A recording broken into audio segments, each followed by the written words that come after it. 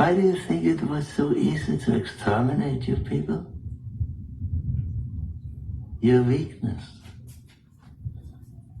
I saw it. Every day I saw it. Every one of them thinking only of how to avoid being flogged or kicked or killed. Everyone thinking only of themselves. Why do you think it only took 4 soldiers to lead 1,000 people to the gas chambers? Because not one out of thousands had the courage to resist. Not one would sacrifice himself. Not even when we took their children away. So I knew then that you people had no right to live. Last night, I tell you, to watch that thing on television as I did. Yeah. To see those monkeys from those African countries. Damn them, they're still uncomfortable wearing shoes. Well, and then the tail wags the dog there, doesn't it? Yeah. The tail wags the dog. I, for example, just had a call from Reagan, California, and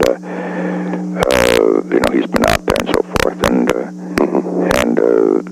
as you can imagine, there's strong feeling that we just shouldn't. As he said, he saw these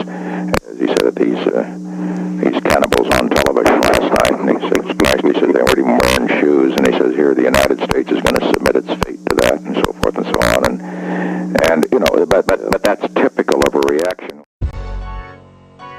Umbrella, she's up. Whole nother level of shit you can't even understand. What is good, my people?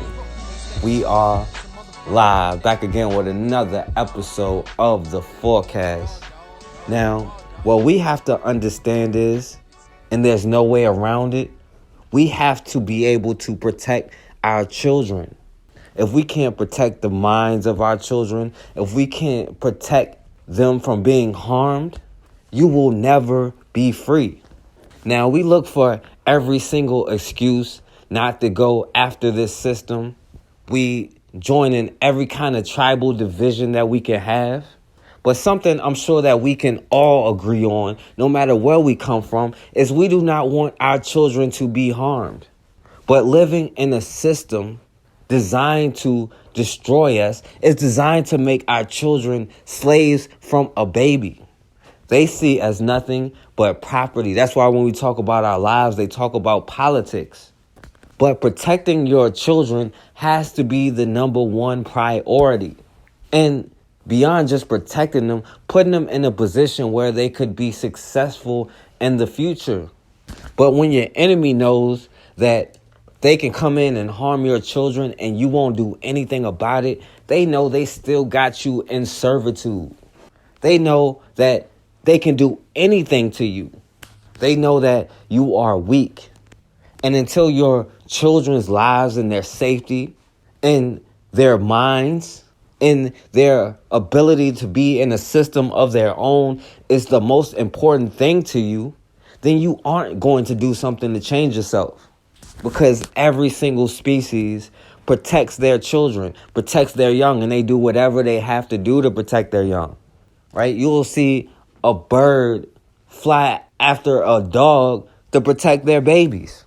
But don't ever make somebody think that there's something wrong with you for protecting you and yours. Because if anything that's American is self-defense, and that's the one thing we need to take from this nation. If anything. Because the one thing about a psychopath is they're going to push it all the way to the edge. They're going to push you to the end of your boundaries just to see if you're going to do anything about it. And when they see that you aren't going to do anything about it, they know that they got you. And they know that they can do anything to you. And you'll excuse it and make excuses for it. But we so quick to go fight for every other group. But it cannot be out of love, because you can't love somebody else if you don't love yourself. Because we're quick to go out here and say, stop Asian hate. But we're scared to say, stop black hate. When many of these groups feel the exact same way, because the system of white supremacy is global. And they don't got no problem co-signing that whole black inferiority myth. And that's what we have to realize. We have no friends. We are all we got. In Michigan, a 6-year-old little boy, Coby Daniel, ended up getting shot by this Asian dude Le-Nguyen or whatever, however you say his name, while this young brother was just playing outside with his friends. Now, let's go back and try to see how a 6-year-old ended up getting shot. Just 3 days after this accused shooter shot a little boy, he walks free, making bond on Tuesday. It has this family angry and confused. And I'm trying to figure out how he got a bond that was so low for trying to kill my kid. Arnold Daniel trying to figure out why Ryan Le-Nguyen is out of jail after allegedly shooting his son Coby. It's all on video Saturday afternoon on Candlewood Lane. You'll see kids playing, hear a gunshot, then Coby realizes he's hit.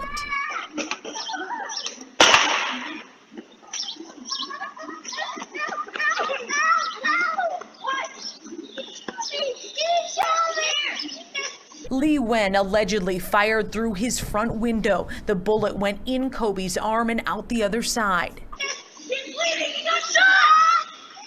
Coby got shot! Coby got shot!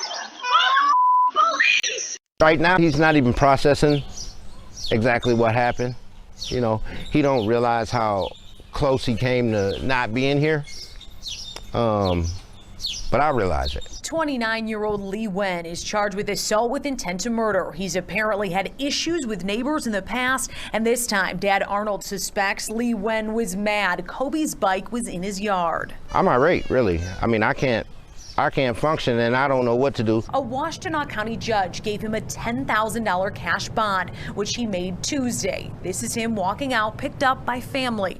The prosecutor's office shocked at the low bond. They're filing an emergency motion to get it changed. A judge's order not to return home, but it's a piece of paper, says Arnold. I'm scared for my family, you know, but I'm scared for them because I don't know what he's capable of.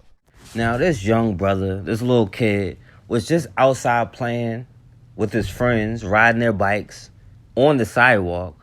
Now, this Chinese dude mad at little kids, and that's the real definition of a hater. You know, somebody just mad at little kids playing outside. And this Japanese dude always gave them a hard time about their bikes. So when this little brother left his bike on the sidewalk in front of this Asian dude's house, I guess he got mad about it. So when the little brother went back to go get his bike, this 29-year-old Korean dude just started chasing these little kids around with a sledgehammer trying to hit them. Now, like the little brother Coby said, he was too quick and he couldn't catch him, and that wasn't gonna work. So then this Chinese dude decided to go in his house to go get a gun. And then he shot from inside his house through the window into a group of kids. Now, he decided to go get his gun because he couldn't catch him with a sledgehammer. So this Japanese dude decided that the best course of action is to shoot through his own window, and he ended up shooting his little brother, Coby Daniel, in the arm. We're not opening the jailhouse doors to everybody. What we are saying is that your money is no longer going to determine your freedom. Back in January, Washtenaw County prosecutor Ellie Savitt touted an overhaul to cash bail in the county, instructing prosecutors not to ask for cash bail in any crime, but instead recommend GPS tethers or other bond conditions. A judge ultimately decides, but Savitt said in January he's confident the judges in the county support his plan. The reason the policy was 20 pages is because there's a lot of potential options on the table, and we want to balance public safety with allowing people a fair opportunity to get on with their lives. 6 months later, bail changes play out after 6-year-old Coby Daniel was shot in the arm, allegedly by an angry neighbor, Ryan Le-Nguyen, last weekend in Ypsilanti Township. It's all on video.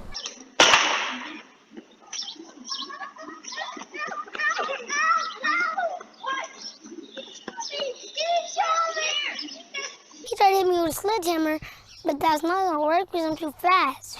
So then what did he do? Got a gun, boom, shot me right here.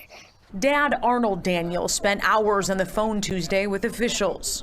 And I'm trying to figure out how he got a bond that was so low for trying to kill my kid. 29-year-old Ryan Le-Nguyen walked out of jail given a $10,000 cash bond by magistrate Alicia Fink. No tether, just an order to stay away from his house.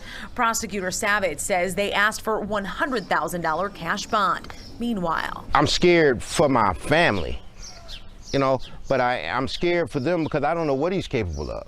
Wednesday, we asked Washtenaw County Sheriff Jerry Clayton about bail reform. So I've been consistent since day one that from a philosophical standpoint, I agree with the premise on reform around bail, right? That your ability to pay or not to pay a dollar amount shouldn't be the determining factor of whether you stay incarcerated through the adjudication process. There's a but, and that is Sheriff Clayton says a suspect's risk to the community should be the driving factor in bail decisions. He adds it's worth examining if this new reform is working. And we owe it to the system and to the community we serve to evaluate whether we're getting those outcomes. And if we're not, then we need to be smart enough and courageous enough to say, this is not what we intended. Let's make our adjustments. The prosecutor has filed an emergency motion to up the bond for Ryan Le-Nguyen. That'll be heard in front of a different judge on Thursday.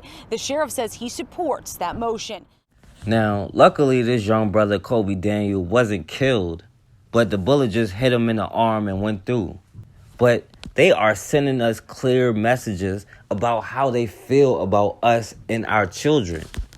Now, this Chinese dude chased a group of kids with a sledgehammer, and then when he couldn't catch them, went in the house and got a gun and shot into a group of kids. And that bullet could have went in any direction, and that young brother could have easily been killed. Just that quick. And then a psychopath who would shoot into a group of children, they decide not even charged with attempted murder. They charged them with a couple of different kind of assault charges. And then this white woman judge set his bail at $10,000, meaning he only has to pay $1,000 to get out of jail after shooting a 6-year-old kid for riding his bike on the street. And while they got us out here yelling, "Stop Asian hate," you don't see anybody saying anything about this incident and how they let him get out of jail for $1,000.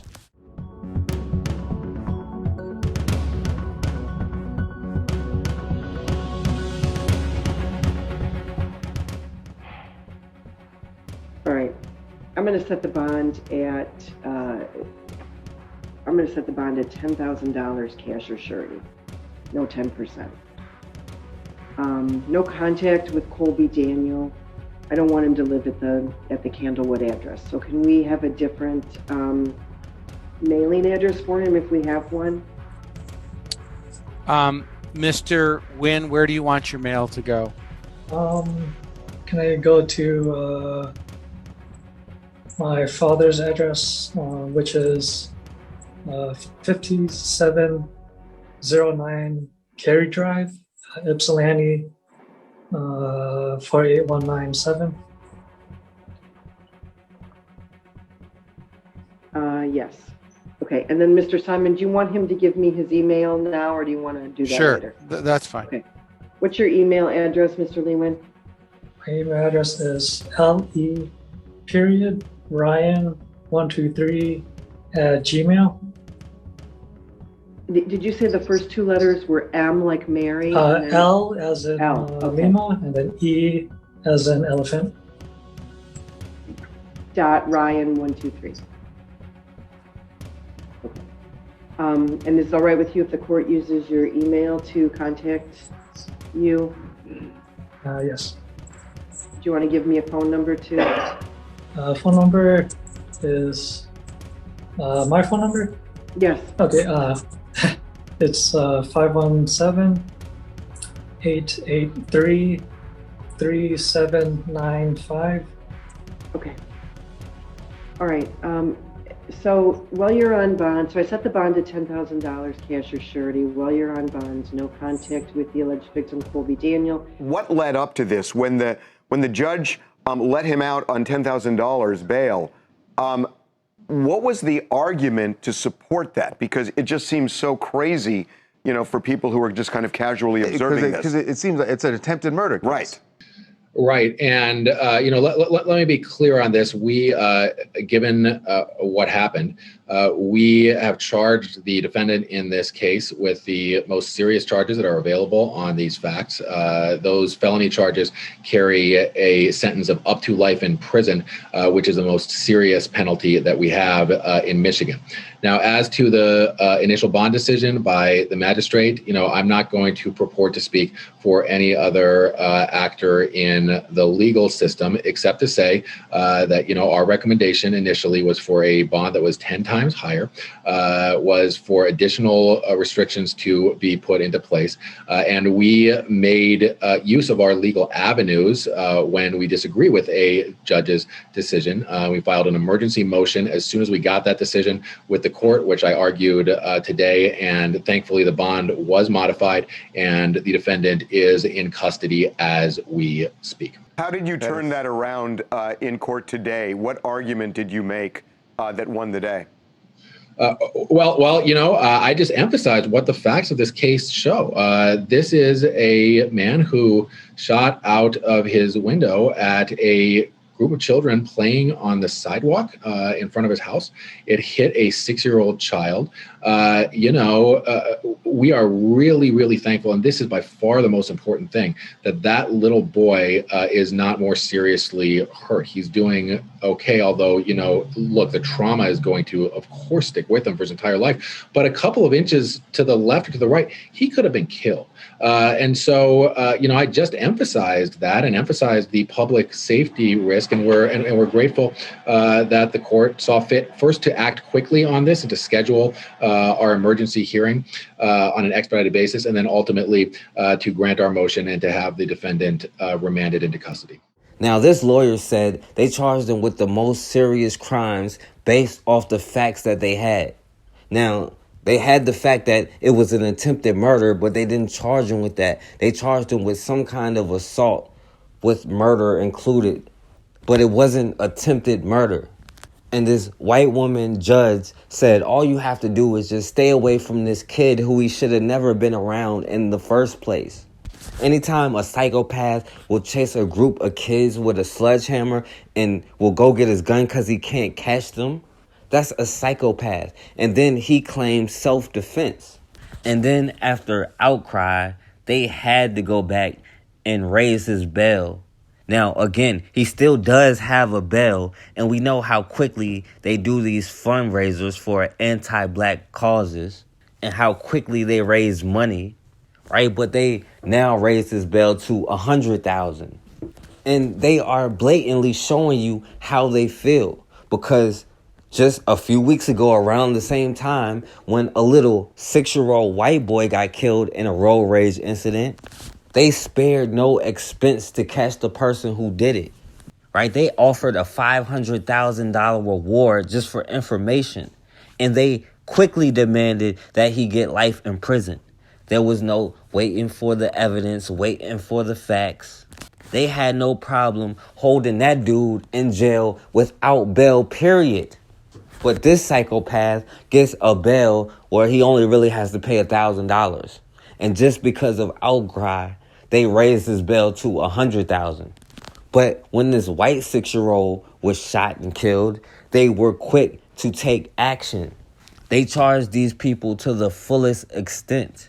They even gave the woman who was with the dude a higher bail of $500,000 just for aiding him, just because she didn't turn him in.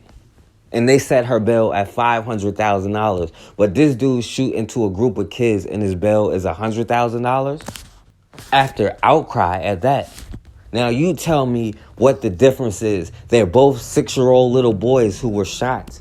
Why is one taken more seriously than the other?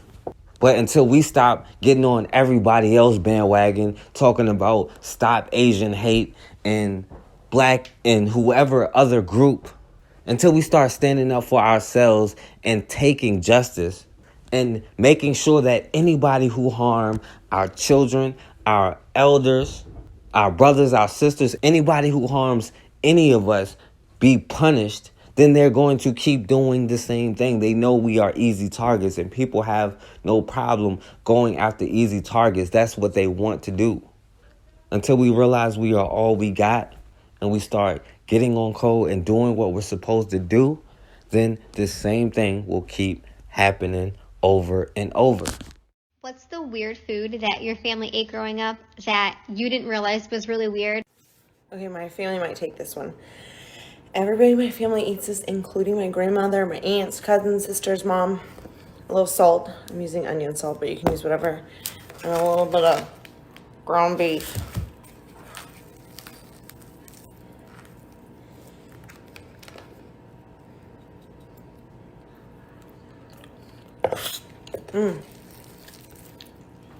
My husband has to hide the ground beef when he makes hamburgers because it grosses them out. It's disgusting, I know. But it tastes good and I probably have worms. Turn it off.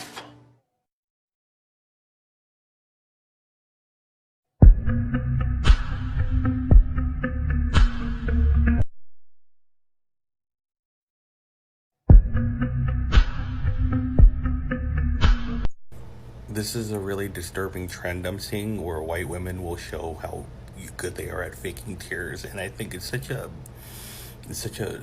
dangerous tool, you know? Like, I've had a lot of white women just say really maybe unintentionally transphobic things at me, and it sets off this gender dysphoria, and I try to talk to them about it. I try to talk to other people, and they just cry, and and everyone just believes them because they want to protect the white women, you know, and this is horrible, and I just really want them to know that I can probably do this better than they can.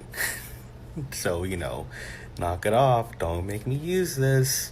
People are more protective of me than even you.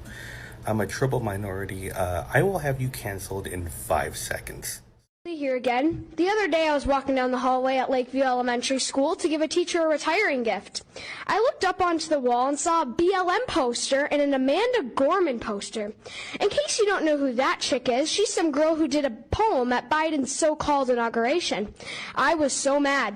I was told 2 weeks ago at this very meeting spot, no politics in school. I believed what you said at this meeting. So at lunch, I went up to my principal to tell him about the BLM poster and that I wanted it down. He said it's not coming down. I was like, yeah, it is, because the school board said on May 25th, no BLM or politics in school. He said, that's weird. They were the ones who made them. I was stunned. When I was here 2 weeks ago, you told us to report any BLM in our schools. Apparently, you know they're in our schools because you made the signs. I said there should be no BLM in schools, period. It does not matter the color you make the posters and the font you use. We all understand the meaning. It is a political message about getting rid of police officers, rioting, burning buildings down while King Governor Welch just sits on his throne and watches. We all know. Changing the font or the color of posters does not change the meaning. I am 9 years old and I know that. You expect me to believe that you did not know what you were doing by making these posters? Come on, people. I do not judge people by the color of their skin. I don't really care what color their hair, skin, or eyes is. I judge by the content or the way they treat me. MLK said, I have a dream that one day my 4 little children will not be judged by the color of their skin, but by the content of their character. That dream has come true. I do not care or look at the color of skin, but you make me think of it. I have Asian, Mexican, white, Chinese, black friends, and I don't care. I like them because some of them make me laugh, some are sweet and kind, sporty, or share the love of God. They are just my friends. You have lied to me, and I am very disappointed in all of you. You cannot even follow your own rules. If you're going to do that, why do we follow any rules we deemed unfit or ridiculous? I'm not following your mask rule anymore then. Get the posters out of our schools. Courage is contagious, so be courageous. You're intoxicated. You should probably go back over there and sit down. Intoxicated? And you're disturbing the peace to everybody. Here's what I'm telling you. I'm telling you, you might want to back up. Here's the fuck. I don't give a fuck about you or your child. Just stay over there, Kinley. So go ahead and tell your friend to stay here. But the reality of it You're going to go to jail today. Yeah. I ain't going to jail for you or your nigger. What did you just say? That's exactly what the fuck I said. That's exactly what the fuck I said. Hey. Stop. Who the fuck you talking to like that? I'm going to tell you. There's a child over here. A child. A child. Why the fuck do you have a little kid? This is a restaurant. Does anybody know who this woman is? No. I'm not gonna let this bitch or anybody else fucking tell me what's right. I'm a motherfucking grandma. Get off me. No. You'll take care of it, okay? Here's the thing. Walk away. I know more than that bitch. I know more than that bitch. And I know more than that bitch. Okay. Fuck you. Fuck you. Fuck you. I'm a grandma. I don't give a fuck about you or your grandma. You're gonna go to jail. That's fine. I don't give a fuck. Fuck you. Fuck you. Yeah, you know what the fuck this is? Hey, let me tell you what the fuck this is, bitch. Hey, you're about to go to jail. Here's your ride. Here's your ride. Jail, bitch. Here's your ride. Right up here of your fucking crime. Say hi. Say hi. This is trouble. Yeah, I know. Here they come. Here they come for you. I don't give a fuck. Here's the thing. It's your Come get her. shit, baby. And you were saying the N word. I got it all on video. You're about to go viral too. You're about to go viral. We're gonna find. That's fine. I got her on video threatening everybody. You're about to go viral. I don't give a fuck. I'm not gonna let this dirty little bitch tell me what I can Yup. and can't Yup. say. Bye. Bye. Bye. Have fun. Bye. Ignorant, nobody, motherfucking bitch is what you are. Please leave. Oh, I'm leaving. Please leave. I mean, You're gonna be leaving soon too. I promise you that. You fucking no good bitch. Okay, that's fine. You guys want to Bye. Have a call good day. racism? Bitch, you're more racist than the fucking white person ever is. Okay. Fuck you, you fucking black bitch. Okay, that doesn't bother me. Fuck you. Okay, have a good day. Don't dance around on your porch like a fucking monkey, whore. Get out. Does they know what's gonna Hello? happen? Hello? Can you come out for a minute? What'd you say? Can you answer your door? I don't know what you saying. What are you saying? Can you answer your door? Do you need help with something? Can you answer your door, babe? No, it's a pandemic right now. Oh, well, I am really offended that you yelled at my kids for being in your fucking yard. I don't appreciate that. Hold on. You are a fucking moron. Hold on, because Answer nobody, the door. I haven't even been outside to see your kids. But hold on, 1 second. Let me get a Answer the mask door. on, and I'll be there. I'll be there. Answer the door. Hold on. No, stay in there. Give me a second. No, I'm gonna do it. Babe, give me a mask. Go. Take my ass. I haven't even seen that kid. Give me 1 second. I'll be at the door. Let me put on my mask. Come on, girl. Open the door. You yell at kids for playing in your fucking yard?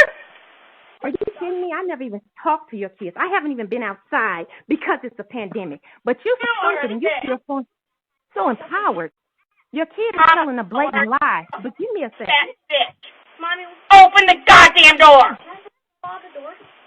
Hold on. Yeah. Give me this. Give me this. Digger. Oh, you heard what she did?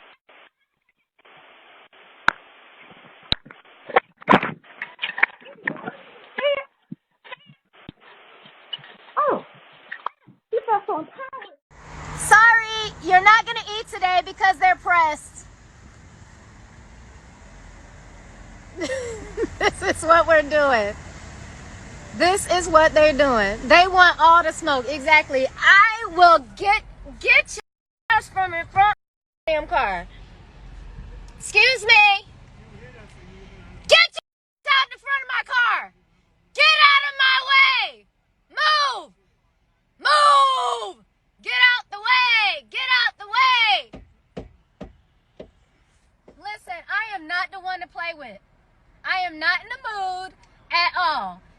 get your ass out the damn way.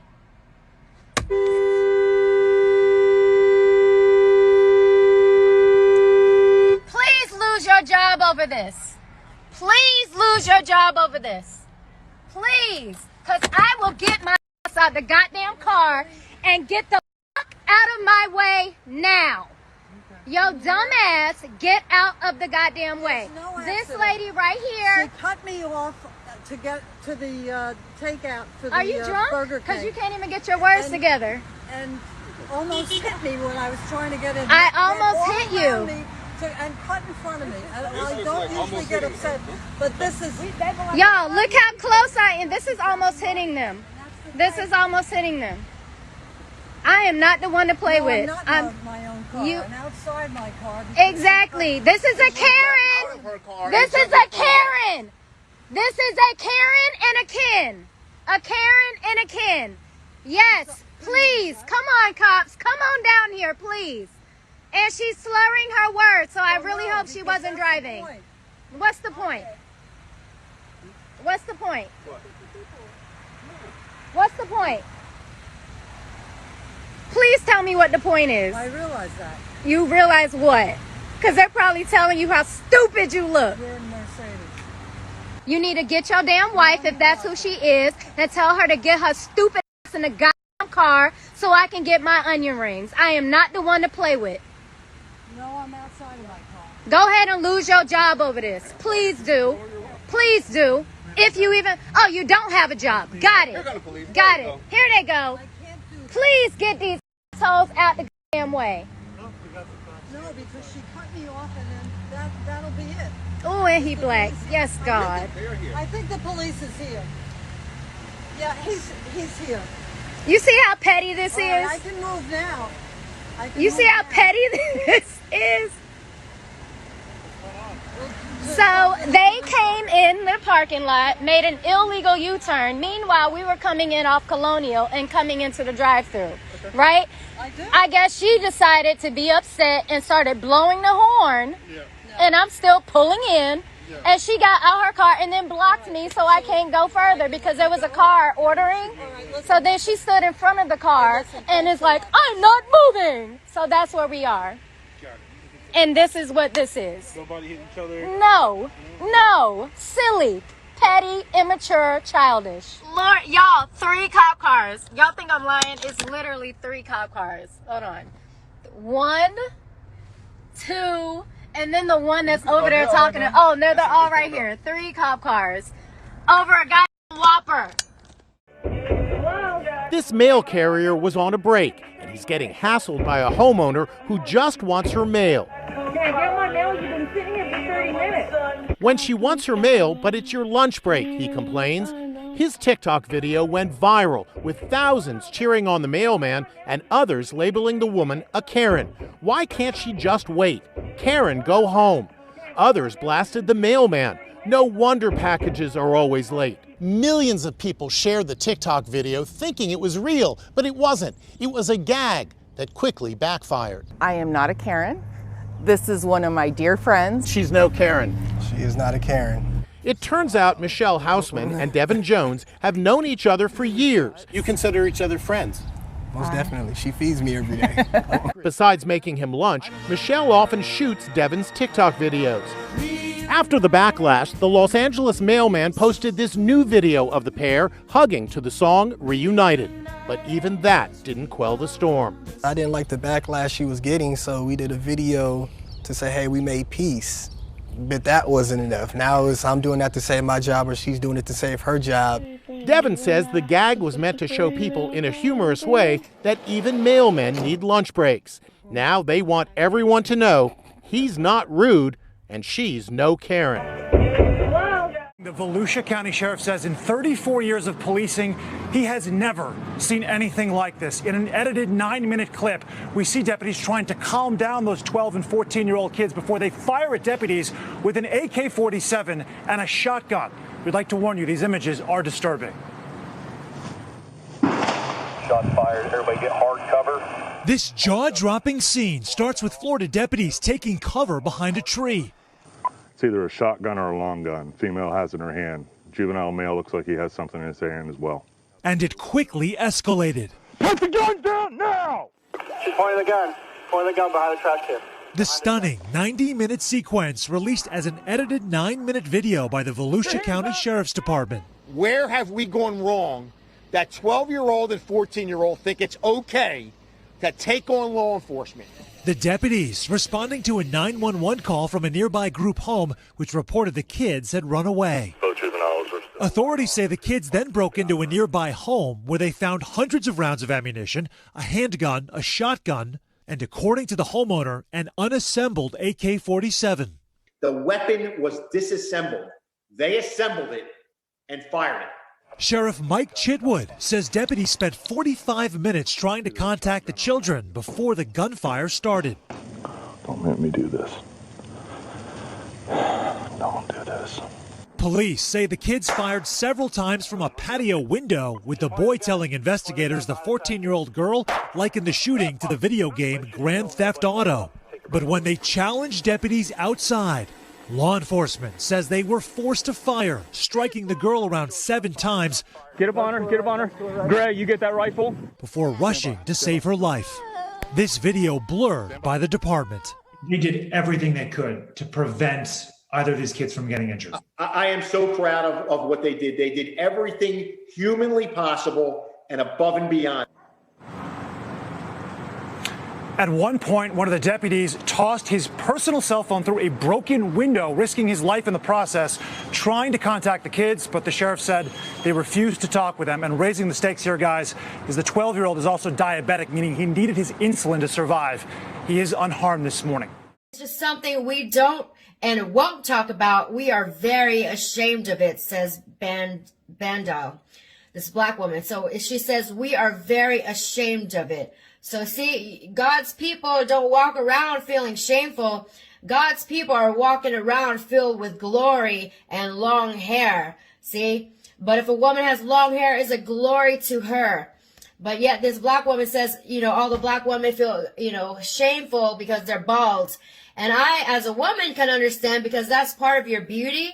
It's part of, just natural women, having long hair. It's feminine. But without hair, you're just bald, nappy-headed, crusty head, walking around with your shame. Your shame will follow you everywhere you go. No matter how much money you try to buy, to buy wigs. But before I go further, let me read to you this verse that God himself did that to you. God Almighty, my husband, did that to you. Let me read to you what the Lord God says.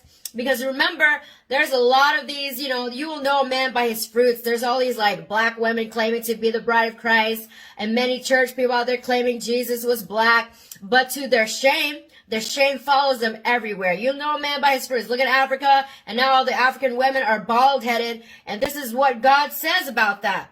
The Lord says, the women of Zion are haughty, walking around with outstretched necks. You know how they always like this with the attitude, like haughtiness, okay?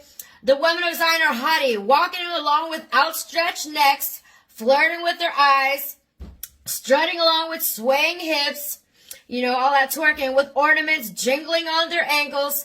Therefore, the Lord will bring sores on the heads of the women of Zion. The Lord will make their scalps. Pop all the ice in there. Then you have your sherbet here. Yeah, do it. Just pop that in. There Wow. we go. Maybe one more. One more of these. Yes. Oh, this is going to be so good. That looks great. It's going to be amazing, okay? You want all your sour candies in there. Perfect. Really mush it around. Excellent. Yeah, it's great. And Yep. then this. Oh, you already emptied this Yeah, part. I emptied Great. that part. Yeah, let's do it. So some of these in here. Uh-huh. Okay. Oh, my goodness. Yeah. And some more sour candies. Oh, so these are all, they just want to be sour stuff. Yeah, so then you're going to grab your punch. Uh-huh. Okay. And you're just going to start loading up this tank back here. Obviously, Sprite. Yeah. You want to get your Sprite in there. Then the Fanta. Oh, wow. Yeah. It's so colorful. It's so nice. It's really nice. And then when you flush, watch what happens when you flush. Okay? Oh, well, everything from the tank is going to go through into the Yep. sherbet and the ice? Yep. Okay, so one more of these. I got orange. You just want to make sure you fill that nice and full. So here we go. We can place this. Okay. Now watch this, okay? So we have all of that in there. That looks pretty good. That does look good. Yeah, that looks really good. I'm going to get the cups ready. Mix that all around. Oh my gosh, that looks so good. Wow. I'm going to have one of these. Oh yeah. So you mix it up a little bit, and then when you and flush. then you flush, and then we get to scoop it out. Okay. Well, let's. I want to make sure it's nice and mixed, okay? Okay. Really mix it in there. It's going to be great. Okay. Ready? Yeah. I think people are going to like this. Yeah, they're going to love it. Okay. Okay. So I'm going to flush it. Should we take off the lid so we can see? Yeah. Are you good? Yeah, let's do it. I want to see it. Do it. This, it could overflow, so we're not really sure. Oh, here we go. Wow. So it starts. Oh, look, it is. It's filling up. Wow. It's filling up. Yeah, there it is. Wow. That's incredible. Okay. So now it's all mixed in. That's great. You can go ahead and just get that in there. Get some ice in the punch. Oh, nice. Got the punch here. One for you.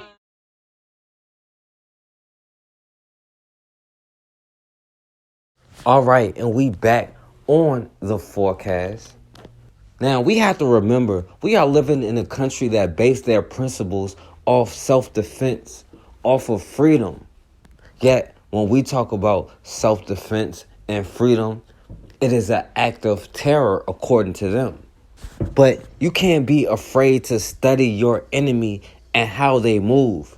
We are so quick to want to be a part of the system and to assimilate into the society. We'll be so quick to throw away who we are, our identity, the identity that they try to take away from us. But watch how your enemy does it. When they see something they perceive as a threat, all of a sudden that violence, that anti-violence, all of that stuff goes out of the window, and they'll do whatever they have to do to maintain the position that they are in and to exercise that superiority complex that they have in their mind. And the only way that they can do that is to keep you in an inferior position, a subservient position, a position of servitude perpetually. In Florida, a brother, Rocky Randolph Jr., ended up getting shot by Seminole County cop Aaron Blais. Now, let's go back and see how this brother ended up getting shot by the police. First thing in the morning. All right. Can you do me a favor and just shut the car off for me? What happened, sir? Huh? Well, I smell marijuana, and you don't have a card, so I'm not. Listen. I'm not concerned with some personal use stuff, man. It doesn't even warrant my time. Right. Would you mind shutting the car off, please? Huh? I'm smoking a black wine. I understand. Just shut the car off for me, please. Okay? All right. 2513, Seminole. Step them up, please. It's no big deal. I mean, I'm not. You gonna like tell me from a listen to marijuana, bro? Listen. Do me a favor. Do me a favor. I'm telling you right now. Stop! Put it in park. Put your hands up. Put your freaking hands up. Seminole, you're just trying to take off with me. Step them up now. Sir, I'm telling you. Put your hands up. Put your hands up. Put your hands up. I swear to God. Put your hands up. You put it in park. Sir.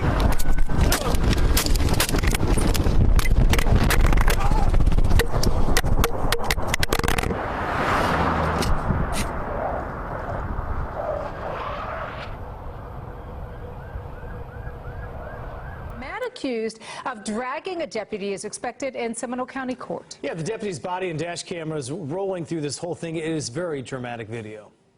Stop! Put it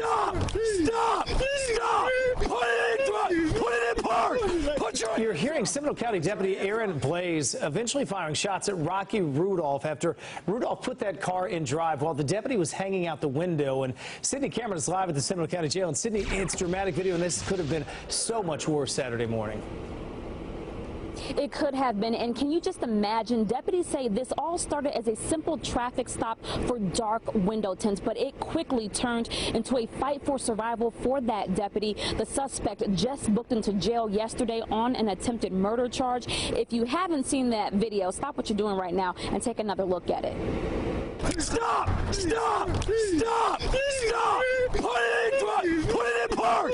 Put your hands up! This body camera video showing a Seminole County deputy being dragged by a car going at least 40 miles per hour for several hundred feet. He's thrown from this video into the median just feet before merging onto Interstate 4. If he would have been thrown on the interstate, you can only imagine what would have happened. Sheriff Dennis Lima says the suspect, 38-year-old Rocky Rudolph, got aggressive when the deputy smelled marijuana in the car and started asking questions. The sheriff says that's when the suspect ignored commands to show his hands and drove off with the deputy hanging onto the window trying to stop him. The deputy shooting Rudolph in the leg after Rudolph reached for the deputy's gun. Rudolph eventually taking off running. He was caught 8 hours later in Longwood in a car with his 20-year-old daughter. Sheriff Lima saying he's proud of his deputy's actions. It's because of heroes like that that we can tuck our children in bed at night and feel comfortable in our communities. The deputy is recovering at home this morning. Now, I didn't play the whole video. It's 9 minutes, but you should definitely go watch it yourself. But it all started because this cop said he pulled him over because his tints were too dark. Now, you could tell that he was just looking for a reason to mess with this brother, because during the stop, he mentioned that he saw him earlier at the store, and then how he followed him for a while before he pulled him over, talking about, oh, I wanted to get to a better area. Now, you could tell this cop is full of it, laughing and joking about his name. It's all smiles and Hallmark cards, acting like he's so cool. But believe me, these people lied to you, and don't think twice about it. And never think they're here to protect you. They're here to protect the system. But during the traffic stop, while he laughing and joking, acting like he's so cool, he admit he stopped him just because tints are a pet peeve of his. So he probably has a bias against people who have tints on their windows. And he probably meant to say, yeah, I have a pet peeve about black men riding around with tints so I can't see what they're doing. But during the whole time, this brother stayed cool, gave him his license. Everything looked kind of cordial. Even though you could tell this brother is already on edge because we know how these slave catchers get. So once he gave him his license, then this cop started pressing him about his insurance card. Now, I never really had a cop press me that hard about an insurance card, and they could easily look it up. But he even told his brother to pull it up on his phone, so he did, and showed he had proof of insurance, and everything was legit. Now, after this brother did everything this cop asked for, all of a sudden, this cop switched up from laughing and joking and started talking about, I smell a hint of marijuana.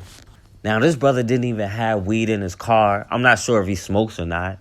But you can tell that cop was full of it. He was standing there for 8 minutes, never said anything about it. And once he saw this brother was legit, then he started talking about he smelled weed.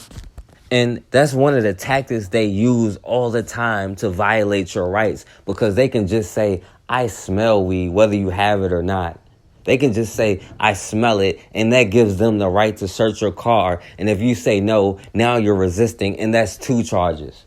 But after this cop was acting so cool and then just switch up talking about he smelled weed, then he escalated the situation in seconds. This cop pulled his gun, put it in his face, and just started yelling at this brother. Now, clearly, this brother feared for his life, thinking he was just going to be the next hashtag. So in fear of his life, this brother pulled off so he wouldn't get shot. Now, this cop jumped and grabbed on his car. He wasn't dragged. And eventually, he fell off, not was thrown off. But this brother took off and got away. Now, eventually, 8 hours later, they found him and arrested him. But you already know they got to punish this brother for not staying in his place and catering to that superiority complex that they have. I'm telling you right now, stop! Stop! Just into our newsroom tonight, the video from today's hair-raising traffic stop. A deputy taken for a ride right there onto I-4, tumbling off on the left as that car speeds away. The deputy who heard screams at that driver to stop over and over again while the driver tries to grab his gun. Good evening to you. I'm Eric Von Anken. This is Wild Video, and it set off an all-day manhunt in Seminole County. Only News 6 was there when the driver was captured. News 6's Clay Lepard is live now where it all ended on Lake Mary Boulevard right at I-4. And Clay, the sheriff says that this guy tried to kill his deputy not once but twice. And Eric, we're told that deputy is doing okay. He's already been released from the hospital. This 7-hour manhunt all stemmed from a traffic stop right here at the on-ramp on I-4 because a car's windows were tinted too dark. Howdy. A routine traffic stop on a Saturday morning became anything but. This was a very, very dangerous situation. This is the registration right here. Body camera video shows Seminole County Deputy Aaron Blais talking to 38-year-old Rocky Money Rudolph Jr. We're told a smell of marijuana prompted Deputy Blais to ask Rudolph to turn off his car. Can you do me a favor and just shut the car off for me? That's when everything escalated. Stop! Put it in park! On 2 occasions, Deputy Blais is seen being dragged by Rudolph in his Cadillac Escalade, picking up speed at this on-ramp and moving closer to I-4. The sheriff says Deputy Blais even fired several shots into the Escalade as he was held by Rudolph before breaking away and rolling into the median. If he would have been thrown on the interstate, you can only imagine what would have happened. Deputies say Rudolph quickly lost control of his car and ran away. More than 7 hours after the manhunt began, we were searching everywhere. Rocky Rudolph was captured at around 5 p.m. He's the one on the ground here on Lake Mary Boulevard. After he was spotted getting into this sedan, which we're told was believed to be driven by his daughter. Rudolph was eventually taken to the hospital because of a gunshot wound during that initial traffic stop. This guy needs to go to jail for a very long time. Deputies expect Rudolph to be charged with attempted murder on an officer and aggravated assault. This is a bad dude who almost killed one of our deputy sheriffs on the side of the road. And after watching that body camera video, we want to remind everyone Deputy Blais is doing well. He's already been released from the hospital.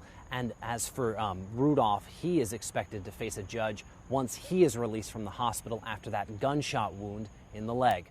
Now, I don't blame them for staying on code and doing whatever they got to do to protect their system. But I'm showing you to see how they respond when something happens to one of them. There is no wait and see. They have no problem labeling that person. They don't have to say not all this and not all that. They can say this person needs to be punished. This person was a bad person. And they have no problem doing it. Now, they don't care if the cop was the one escalating it, talking about weed that didn't even exist. Forget that all of this started from this psychopath cop lying and looking for a reason to mess with this brother. Forget about this cop was just laughing and joking with this brother about his name to yelling and pulling a gun on him, pointed at his head. And even though a little kid being shot is not considered attempted murder to them, this brother reacting in fear to a cop pulling a gun on him is considered attempted murder to them. Because they can clearly understand, they can clearly charge. They don't have to wait for facts. They know what they have to do. If it's you especially that hurts one of them, they will spare no expense to punish you for it. And it don't matter if they escalated or started the situation in the first place. So you have to start taking notes from them. Look at what somebody does, not what they say. Because you see with them, they start talking about had he fell on the highway, who knows what would have happened. But when it comes to a 6-year-old being shot, there is no had the bullet been to the left or right a little bit, the person would have died. The kid would have died. There is no what ifs. They can only go by the facts that they have. But when it's them, they can suddenly understand. But that goes to show you that it's on purpose. They know if somebody has to be punished for harming them or they'll be at risk at getting harmed again, They know that not punishing somebody for harming you puts you at risk at it happening again. And even though in reality, all this brother really did was try to get away from a lying psychopath who had a gun pointed at his head, to them, that's enough to charge him with attempted murder. Push your hands up. You put it in park.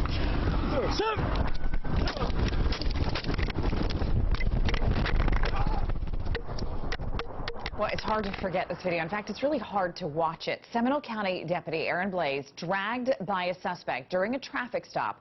Officials later caught Rocky Rudolph Jr. A judge has denied him bail. This happened yesterday in court. Rudolph facing multiple charges, including attempted murder of a law enforcement officer. And this morning, we're joined by Seminole County Sheriff Dennis Lima to brief us on what happened Saturday and how the deputy's doing now. Great to see you. Thank you for being here this morning. Yeah, thank you for having me. Deputy Blais is doing well considering. He has a concussion. But his situation was very dangerous, and I guess it gives the public a reflection of how dangerous this is of an occupation, and that no traffic stop is ever routine. You know, we watched the most dramatic part of that video, which is extremely hard to watch. What we didn't show was how calm, cool, and collected this deputy was in the beginning of this traffic stop. It started as a very minor violation, right, for tinted windows. I tell you, Deputy Blais embraced community policing to its fullest. And if you haven't seen the 9-minute video, I really encourage you to watch the entire thing. I mean, he is building rapport and a relationship, and even minimizes a violation of law if he says, hey, if you got small amounts of cannabis or marijuana, that's not a big deal. People have to remember that it's our job to enforce the laws that we as society create. And this is a very, very bad guy. 32 felony arrests, 18 misdemeanor arrests, 15 felony convictions, 8 misdemeanor convictions. He goes to prison, and he's got 2 guns. He throws a gun in the bushes when he runs away, and he's got another stolen gun that's found inside the car. I mean, you look at this guy's record, and this is only what we know about. There's no telling how much he's done in our community that we don't know about. If Deputy Blais was dragged onto I-4, there's no question that this would have been a completely different turnout. Why does this happen? When you see stories like this, I mean, you guys are on the enforcement side of things, right. But when you see the judicial system working in this way, where somebody with 15 convictions, you brought up all the other arrests that weren't convicted, is still out running the streets, does it make you angry? It makes me extremely angry. This guy has a violent past. I mean, he was on trial for a homicide. I mean, he has a long history of running from police. And I can't say it enough. When law enforcement encourages you or orders you to put your hands in the air and stop resisting, a little clue, don't try to grab the cop's gun. You're going to get yourself killed if you do that. And this is a prime example. You watch this video, you watch the tape, Rudolph grabs for the gun, and you know what? He's lucky that he's alive right now. He was shot in the leg, which was very minor compared to what could have happened. Talk to me about the presence that was out there on Saturday. A lot of folks drove by and saw that you guys had people in from all different jurisdictions. What did it take to get this guy back in custody? So this is an 8-hour manhunt. Every single law enforcement officer that was ready and available and willing to respond, SWAT teams, aviation, canine units from surrounding jurisdictions, every city agency in Seminole County was out there. And you know what? This cost the taxpayers a ton of money for a career criminal like this that's out there resisting a deputy sheriff's efforts to do what we task him to do as a society. He's a hero, and I will tell you what, there's many other like him that are walking that thin blue line every single day, protecting our domestic and international freedom, and there's heroes out there doing that job day in and day out. I'm just blessed that our community comes and rallies support and supports our first responders, our military, our firefighters, and our police.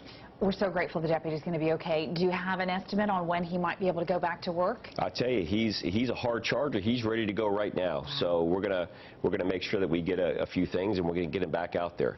This was his 4th traffic stop of that morning, and I think it's important. And when the majority of us are enjoying our second cup of coffee, he's out there enforcing our streets and making sure that we're safe.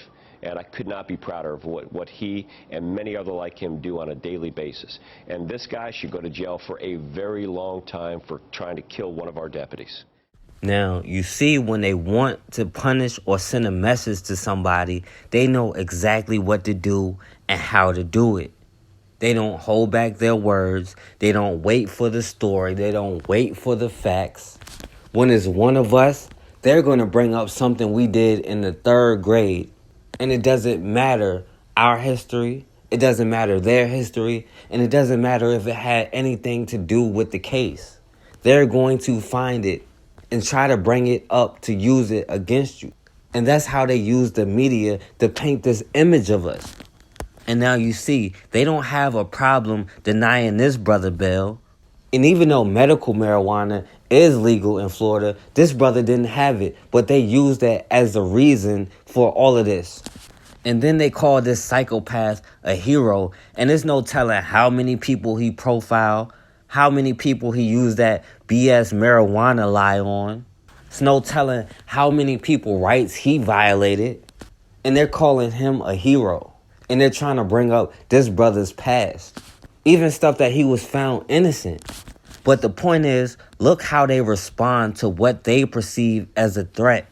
So never feel bad about protecting your children, about protecting our elderly, our women, our brothers. We have to start responding with more urgency than they do to get out of the position that we are in. Because they are going to respond with urgency to stay in this position. We have to realize that we are all we got, and we have to stay on code. And instead of coming at each other, hurting each other, we need to start focusing on ourselves, building our community so that we can protect each other. Because if we don't, we'll continue to be easy targets, and this same stuff will keep happening over and over. But it's such a weird posture to take. Many thousands of Americans die every year from violent crime. If many thousands were dying from pharmaceuticals or eating certain kinds of vegetables, you would ask yourself, like, what kinds of vegetables? What pharmaceuticals? Like, what's killing these people? You would want to know all the detail that you could. And you would hire someone like you to assemble the numbers so you could make rational decisions about how to mitigate the harm, right? Mm-hmm. Right? So why wouldn't you be honest about crime if you wanted to prevent it? If you say that for whatever reasons, the violent crime rate among blacks is 10 times that what it is among whites, people don't want to talk about the immediate consequences for that situation. They want to talk about, well, how can we fix it? Which I sympathize with, but how do we fix it is a separate question from what do we do right now in order to deal with the situation which faces us. So the same thing goes with differences in IQ. I understand the impulse to say, we've got to figure out a way to fix this, but what I'm trying to say in the book is, that's fine. Go ahead and devote attention to that. You must also recognize the reality of what is right now on the ground and understand that certain kinds of outcomes exist that are not explained by racism, let alone systemic racism. They are explained by differences that exist for whatever reasons between different ethnic groups. And by the way, we mentioned blacks and whites only.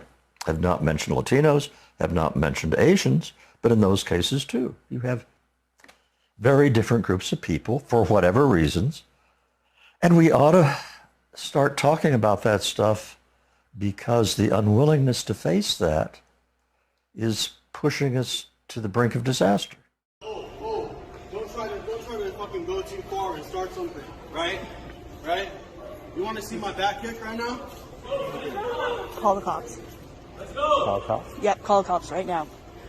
That's what I'm tired of. You guys think, you like black people. You guys think you guys are so fucking strong. Yeah. You guys think you're so fucking strong and everything. Right? Come on, make a move, dude. Come on. Come on. Come on. Time to go, sir. What? Excuse me. What? Hey, excuse me. Hey, Get out of here. Time to go. You've been drinking. You need to go. Police. You got black people? The Walmart line. Yeah. Pokemon Snap just came out. I was trying to get Pokemon Snap. Pokemon Snap. Yeah, that's what we're here for too. Police step out of the vehicle. And then what? Please step And out then of the what? And then we will discuss this like grown men. We don't need this. Well, how's I'm getting off if you blocking me? How we getting off? Please step out of the car. We keep it going. All right. All right. Just told me to step out of the car. Don't touch me. You gonna make it a big deal. I'm not touching you. Don't touch me. Don't touch me. Don't touch me. I just asked you. You got to pay me. I'm not. You're not touching me. Hey man. You're not touching me. Hey man. Don't you do it. Don't touch me. Don't touch me. Don't touch me. Don't touch me. Don't touch me. Don't touch me. Don't touch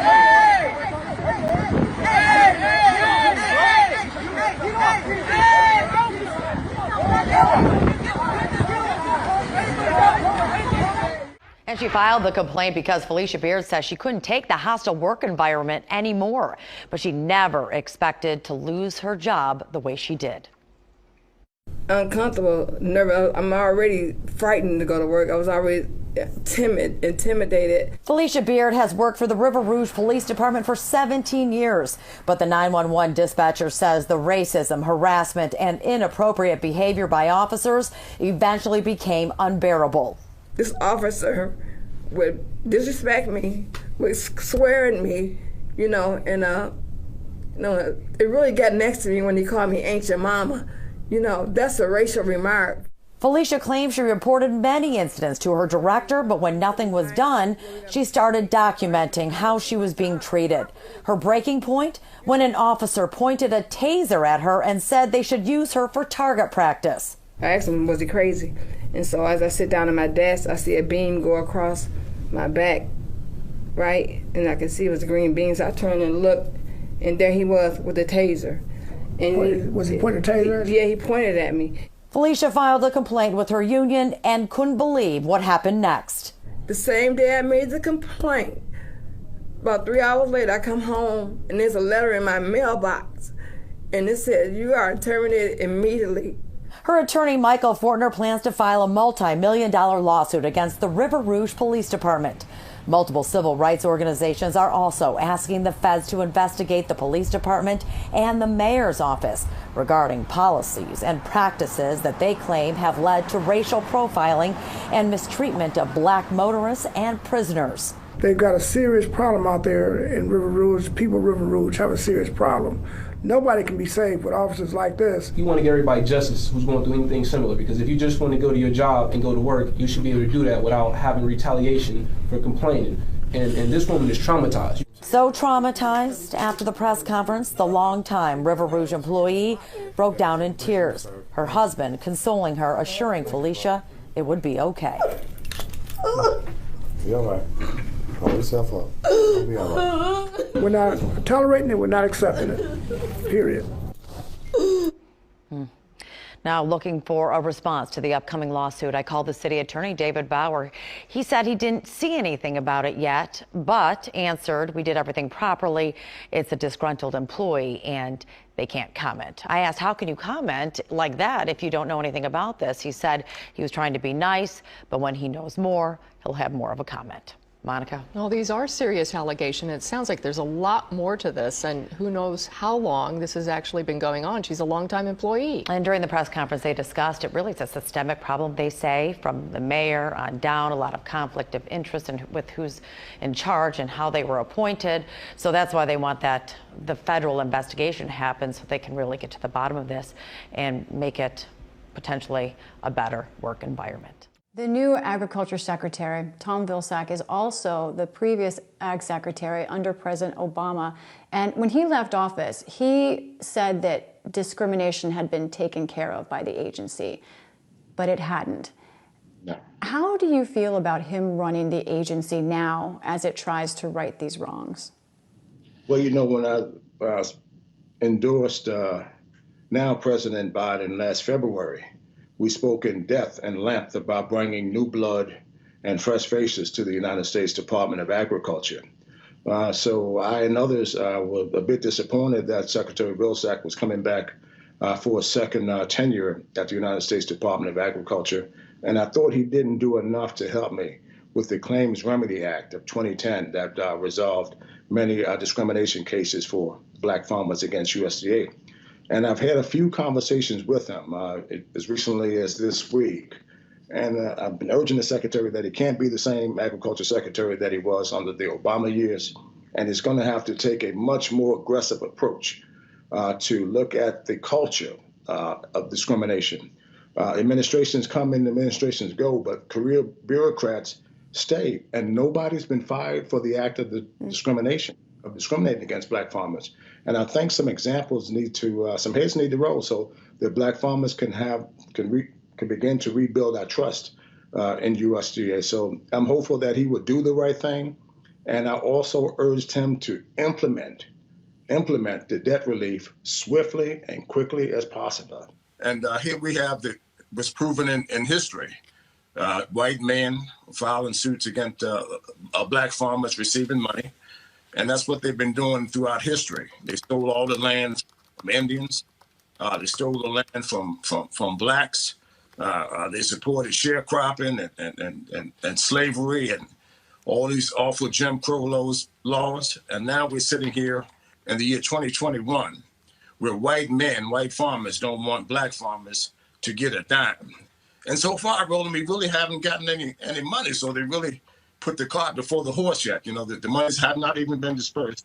And I've been urging the Agriculture Secretary to get those payments to black farmers, the debt relief, swiftly and quickly as possible. But as I speak to you, not a dime has went to black farmers and other farmers of color. And it shows the hatred, the bigotry that still exists in agriculture. You know, you're sitting there talking about discrimination.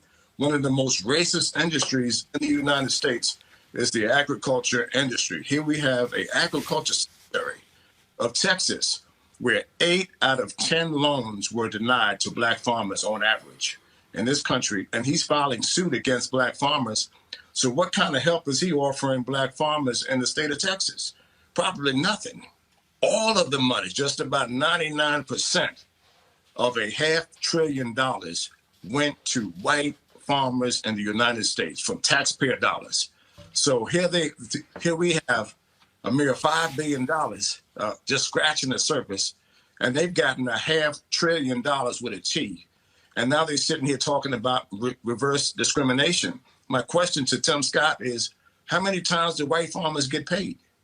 They've gotten all of the money, all of the years, all of the decade, and all of the time. And we are the group that's been totally excluded based on all the numbers, all of the statistics, from land loss to the lack of loans to the lack of presence at federal offices in the United States of America. These folks are lost, and they really need to check themselves and look into history. Look in the history of the United States of America, and it shows what I'm saying is factual here. Please look at our website, nationalblackfarmersassociation.org, and become a member.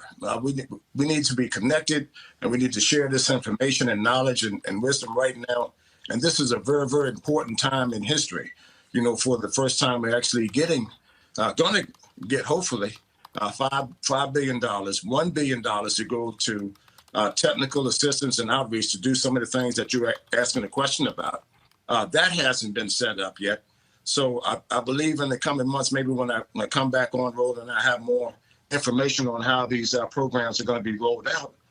But until then, we need support. The National Black Farmers Association needs the support of Black America to speak out and support us in this fight. We need the support from the Black community to speak up about this terrible injustice that continues against America's Black farmers. And we've lost the land. We've lost so much in this country.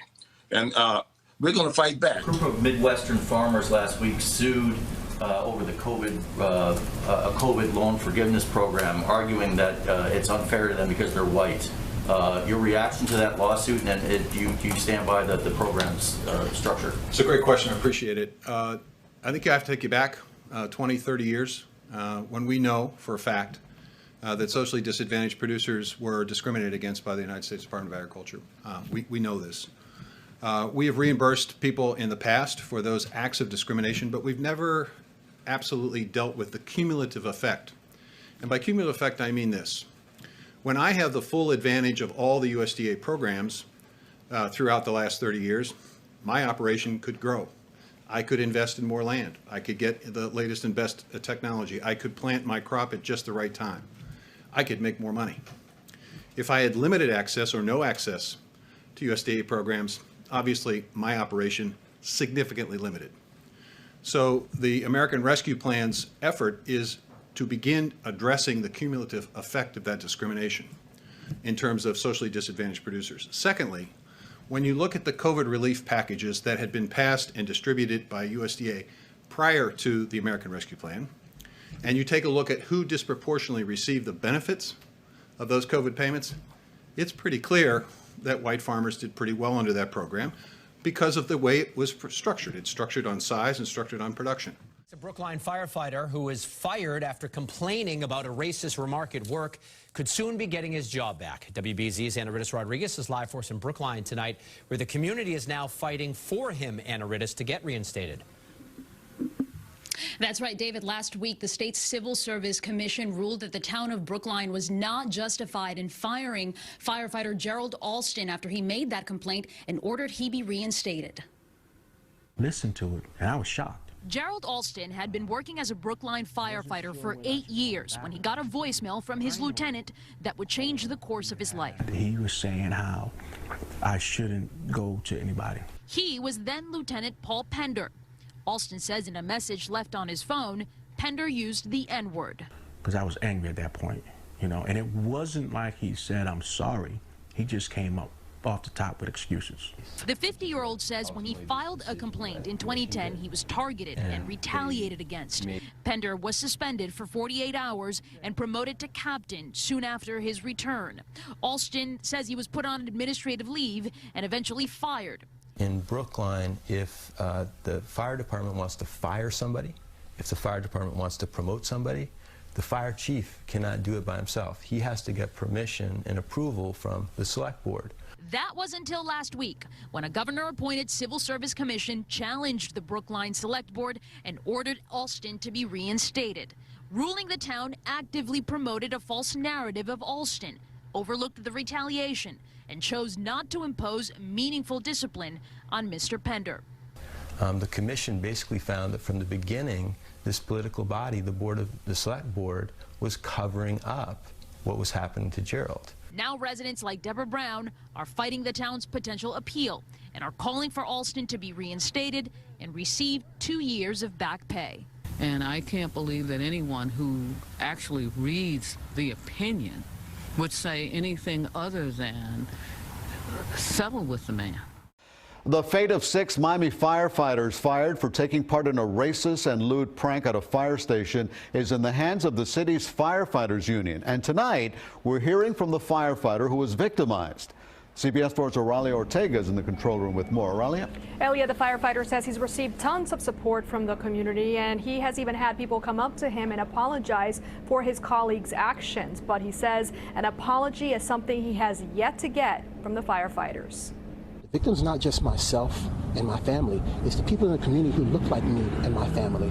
Because if this is what they feel about me, who wears the same uniform that they wear, how do they truly feel about these people whose homes they're welcomed into at the time when they're most needing someone to care for them? City of Miami Fire Department Lieutenant Robert Webster speaking out as 6 firefighters accused of drawing lewd images and leaving a noose draped over a family picture tried to get their jobs back. It's been a resounding amount of support from the community. People coming up to the station just wanting to meet and apologize for what these guys have done, when at the same time, these individuals have not even apologized for what they've done. The 6 City of Miami firefighters fired: William Bryson, David Rivera, Kevin Mesoso, Justin Rumbaugh, Alejandro Cese, and Harold Santana.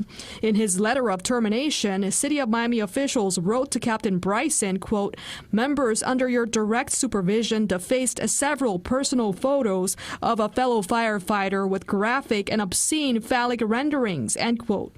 The firefighters have filed grievances with the firefighters union to get their jobs back. Members of the Black Firefighters Association were present for a meeting that took place. This is bigger than just our fire department. This is something that covers race, gender, religion, because the incident that occurred could have happened to anybody. And this Alabama company rescinded a job offer to a black woman because she had dreadlocks, or locks as I call them.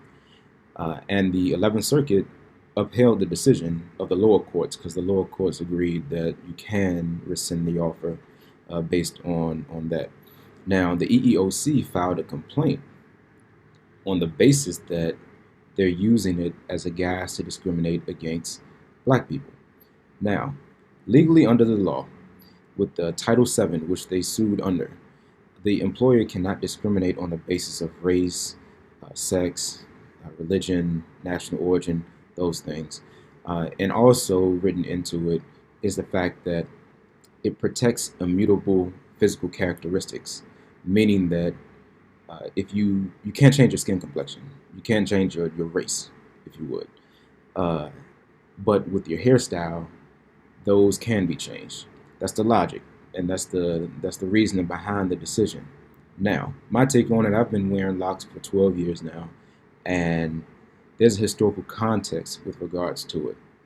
And this law needs to be changed, or at least a court needs to interpret it differently, because when you are dealing with a group of people who have traditionally been oppressed in the country and have been racially discriminated against, and then you have this aspect of the law that's carved out that says, okay, well, it's hair, so it's a little different. Well, the hair is culturally tied to, this group of people. Though all of them do not wear it, but a large majority of the people who wear locks are black, So there's an aspect that needs to be considered with regards to that. I think with this particular law and this decision of the court, it still is allowing for discrimination to continue in the workplace, because any employer can now say, for the most part, oh, well, I didn't hire them because they had locks, when in actuality the case may be that they didn't hire them based on different biases and racism and prejudices that they may have against that particular person or group of people. Men can also face inequities in the workplace as well, and for that reason, we are continuing our conversation on black hair discrimination.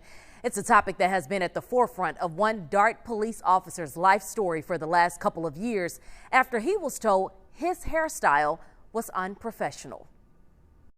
You guys know my character, you know my heart.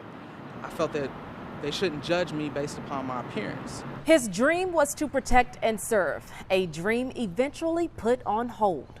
To say that a black police officer with cornrows is unprofessional, what does that say about you and the way you view black people that wear cornrows?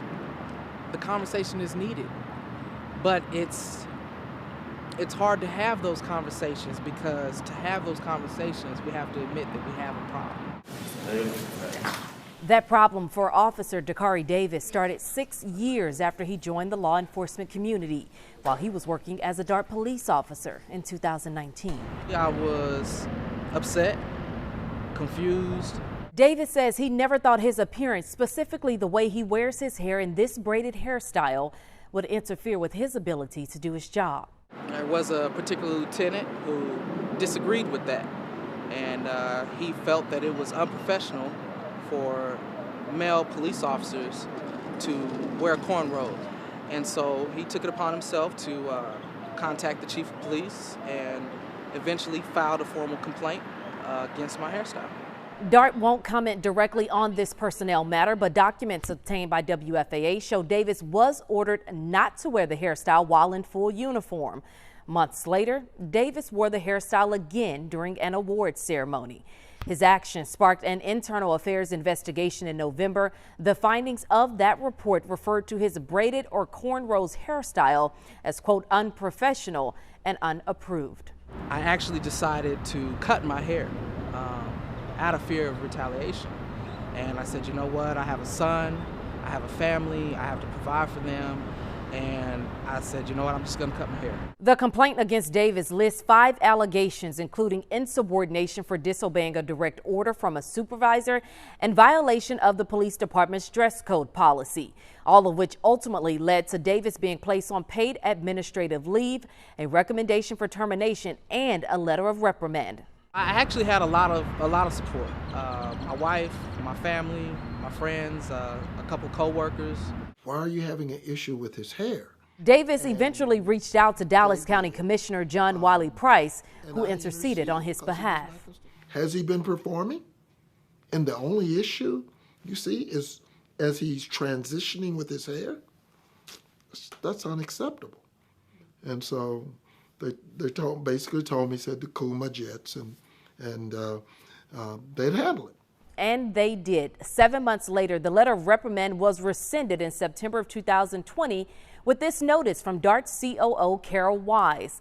Davis was returned back to his full assignment as a motorcycle officer without restrictions. Now DART is taking another look at some of the same policies that led to this entire ordeal. We are currently under a complete review of our appearance policy.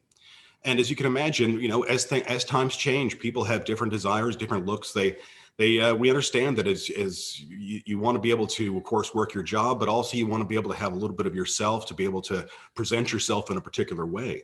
Even as those changes are being discussed, Davis says it's important to recognize the underlying bias regarding hair in the workplace. If you know me and I wear this uniform and I stand right beside you and do this job every day just like you, and you view me in that manner, what does that say about how you view someone that doesn't wear the uniform?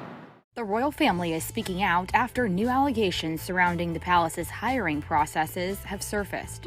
A recent article from The Guardian claims that Buckingham Palace banned ethnic minorities from office jobs until at least the late 1960s, saying that newly discovered documents show that, quote, colored immigrants or foreigners were prevented from serving in clerical roles within the royal household.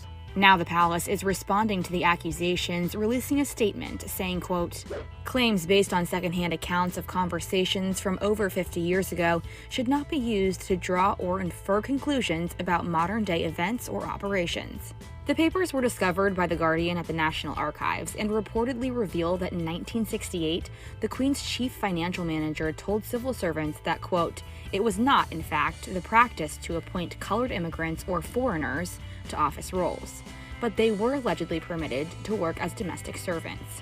The Crown responded to the allegations, claiming they adhere to their implemented principles, saying, quote, the royal household and the sovereign comply with the provisions of the Equality Act in principle and in practice. This is reflected in the diversity, inclusion, and dignity at work policies, procedures, and practices within the royal household. Any complaints that might be raised under the Act follow a formal process that provides a means of hearing and remedying any complaint. The new report is reigniting the debate surrounding the royal family and race. The documents were reportedly dug up as part of The Guardian's continued investigation into the royal family's use of the Queen's consent, a mechanism where the monarch grants permission to Parliament to debate a bill relevant to the Crown. The publication was looking into whether or not the Queen has used the power to influence British law. Buckingham Palace seemingly responded to that as well, saying, quote, the principles of Crown application and Crown consent are long established and widely known. Hold him! Hold him! Let me see that. Now you come with the gun. Hold on. Don't let go! Don't let go! Everybody shut the fuck up! Shut the fuck up! This nigga just came through 100 miles an hour. Who got the gun? He just came through 100 miles an hour. He just came through 100 miles an hour. Smashed this car. He just came through 100 miles an hour. Smashed the car. He came through 100 miles an hour and he just killed her. He just fucking killed her. Block the car.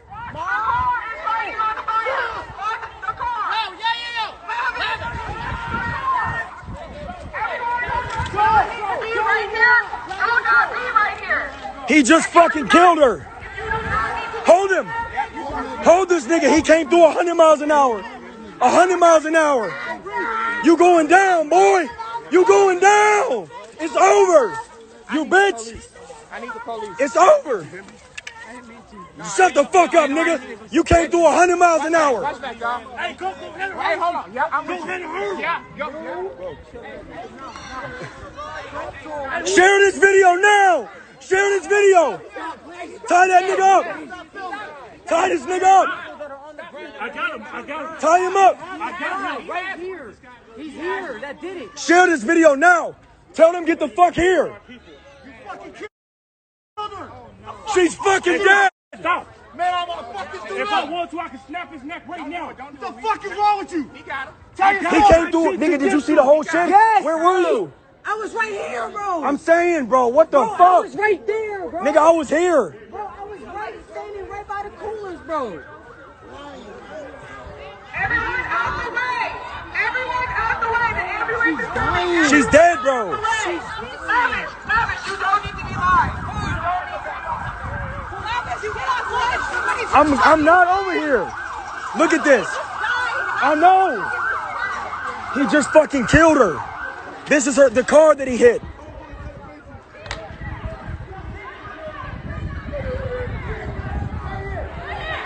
Get up there. Go. Go. Go.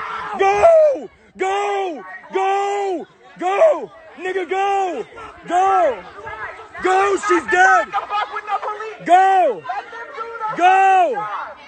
You see how they raised the mace? Go. He's right there.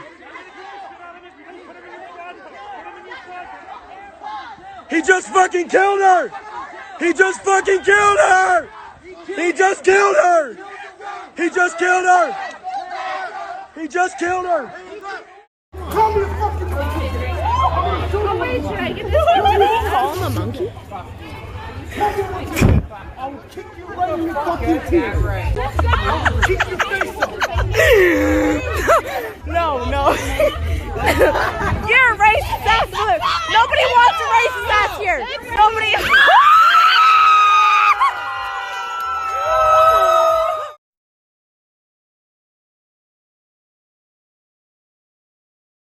All right, and we back on the forecast.